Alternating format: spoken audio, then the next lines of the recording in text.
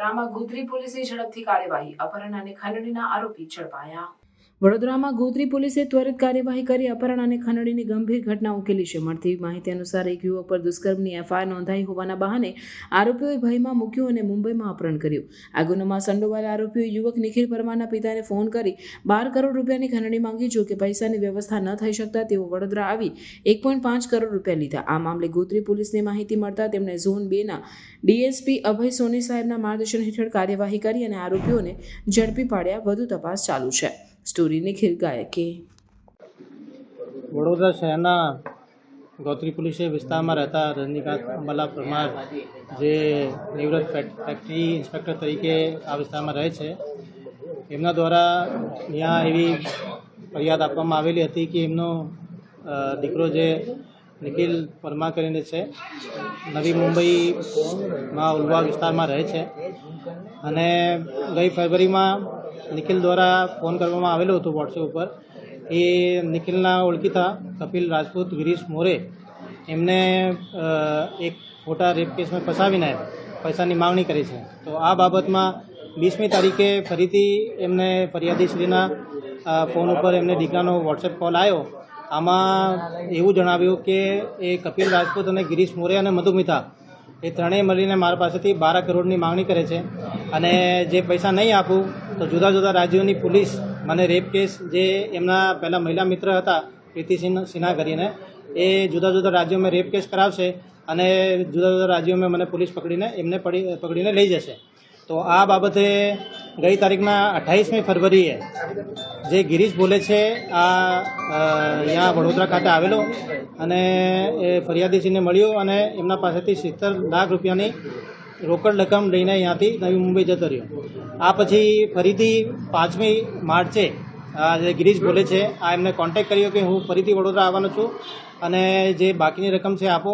તો 5મી માર્ચે જે ફરિયાદીશ્રી છે એ 80 લાખ રૂપિયા રોકડ લઈને આ ગિરીશને આપ્યા હતા અને એમને એવું જણાવ્યું કે હવે તમને 1.5 કરોડ રૂપિયા આપી દીધા છે, હવે મારા દીકરા તેમને મળવા આવો। તો એમને મુંબઈ લઈને ગયા। જ્યારે નવી મુંબઈમાં ઉલવા ખાતે લઈને ગયા, ગેસ્ટ હાઉસ ખાતે એ ફરિયાદીશ્રીને રોકાવામાં આવેલું હતું, પણ એમના છોકરા સાથે મુલાકાત નહીં કરાઈ। એ કીધું કે જે બાકીના 10.5 કરોડ રૂપિયા છે પહેલાં એ આપો તો અમે તમારા દીકરા જોડે મુલાકાત કરાવી। પછી એ ફરિયાદીશ્રી ત્યાંથી પરત આવી ગયેલા હતા અને આ વચ્ચે આ દરમિયાન કપિલ અને ગિરીશ એમને સતત કોન્ટેક્ટમાં હતા ફરિયાદીશ્રીના કે અમને બાકીના પૈસા કઈ રીતે આપશો। તો એવું નક્કી થયેલો કે જે આગામી 18મી તારીખે તમને હજુ 1 કરોડ રૂપિયા અમે રોકડ લઈને તમે આપવાના છે। તો આ જે અમારો ફરિયાદીશ્રી છે એ એમના દીકરાના મિત્ર અંકિત પટેલ કરીને છે, એ અહીંયા લોકલ ગોત્રી પોલીસને કોન્ટેક્ટ કરીને જણાવેલું કે એમને મિત્રનો ત્યાં અપહરણ કરી લીધું છે નવી મુંબઈમાં અને ત્યાં બેસાડીને એમને મૃત્યુની ધમકી આપીને એમને પાસેથી પૈસાની ઉઘરાણી કરે, ખંડણી કરે છે। તો ગોત્રી પોલીસે ત્યાં સવારથી વોચમાં હતી અને એમને બેંક ખાતેથી જ્યારે પૈસા લેવા જતા હતા તો ગિરીશ બોલેને ત્યાંથી ઝડપી લીધો અને પછી ગિરીશ બોલેને જ્યારે વધુ પૂછપરછ કરવામાં આવી તો એવું બતાવ્યું કે એમના જે સાગરીત છે એને જે કપિલ રાજપૂત અને મધુમિતા એ બંને ત્યાં નવી મુંબઈ ખાતે છે। તો અમે તુરંત એક ટીમની રચના કરી અને હાથોહાથ અમે ત્યાં નવી મુંબઈ મોકલવામાં આવેલું હતું।